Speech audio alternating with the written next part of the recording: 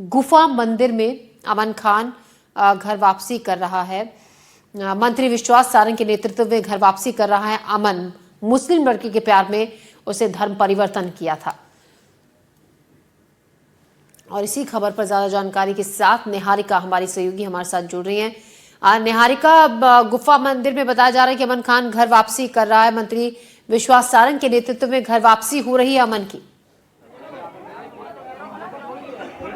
बिल्कुल, देखिए इस वक्त हम आपको तस्वीरें दिखा रहे हैं गुफा मंदिर से। लाइव आप देखेंगे कि आपको जो तस्वीरों में युवक देखने को मिल रहा है उसका नाम शुभम गोस्वामी ही है। दरअसल ये हिंदू ही था और ऐसे में जब इसको एक मुस्लिम युवती से प्रेम हुआ तो उसने प्रेम में जब उसके साथ घर बसाने की चाहत रखी तो उसे कहा गया कि अगर आपको मुस्लिम लड़की से शादी करना है तो आपको मुस्लिम धर्म अपनाना होगा। और ऐसे में उसे कहा गया कि आप धर्म परिवर्तन करिए।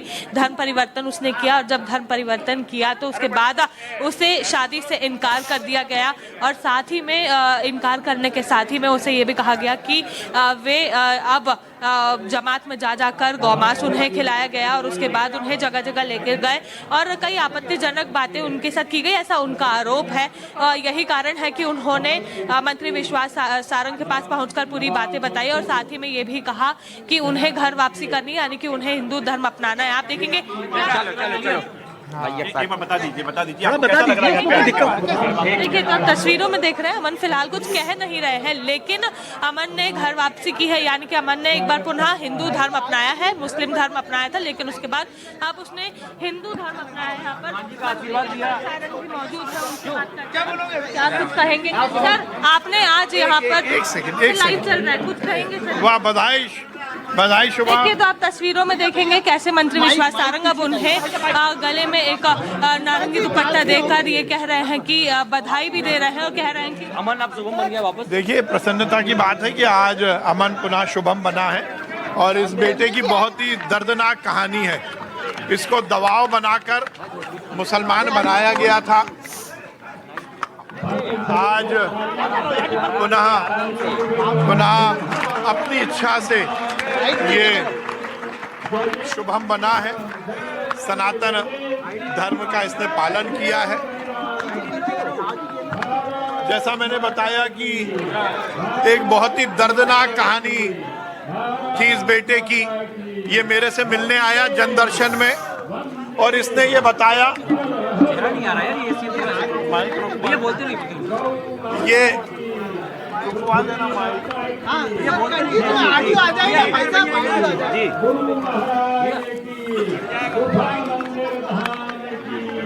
ऑडियो आएगा अमन अब सुबह। ये बेटा मेरे पास कुछ दिन पहले आया था और इसने ये बताया कि इस पर बहुत अत्याचार हुए। इसको प्रेम जाल में फंसाने की कोशिश की गई। दबाव बनाकर इसको मुसलमान बनाया गया, जमात में भेजा गया और गोमांस खिलाया गया जबरदस्ती। और शुभम को अमन बनाने का एक सुनियोजित षड्यंत्र किया गया। जब मैंने इसकी पूरी दास्तां सुनी और जब तहकीकात की तो ये सही घटना निकली। हमने इसको कानूनी सलाह दिलवाई। इसने पुलिस में कंप्लेंट की, कार्रवाई हुई और जो दोषी थे उनको जेल भी हुई। किसी भी व्यक्ति को दबाव बनाकर, बहलाकर, फुसलाकर, प्रेम जाल में फंसाकर जब धर्म परिवर्तन किया जाता है तो ये निश्चित रूप से गैर कानूनी है। उसके बाद ये बेटा आया और इसने स्वयं ही इच्छा व्यक्त की कि मैं पुनः हिंदू बनना चाहता हूं, घर वापसी करना चाहता हूं। आज मुझे प्रसन्नता है कि इसने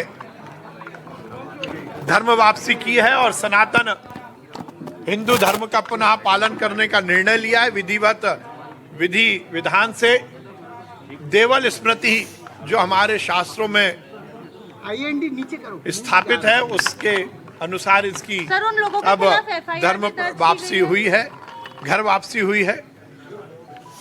मुझे प्रसन्नता है कि आज अमन पुनः शुभम बना है। सर उन लोगों के खिलाफ भी जिन्होंने कार्रवाई हुई है, एफआईआर हुई है और वो जेल में है। और ऐसे जो भी लोग अत्याचार करेंगे उनके खिलाफ सख्त कार्रवाई होगी। शुभम की सुरक्षा और आने वाले समय वो उसके पूरी तरह सुरक्षा दी जाएगी। हम एक प्रकल्प चलाते हैं, इस तरह से लव जिहाद के खिलाफ हम पूरी मुहिम चला रहे हैं। लव जिहाद को बर्दाश्त नहीं किया जाएगा। यदि ऐसे किसी भी बेटी को बेटे को बहलाकर, फुसलाकर, दबाव बनाकर, प्रेम जाल में फंसाकर यदि धर्म परिवर्तन किया जाएगा तो ये किसी भी तरह कहीं भी अनुमति लायक नहीं है।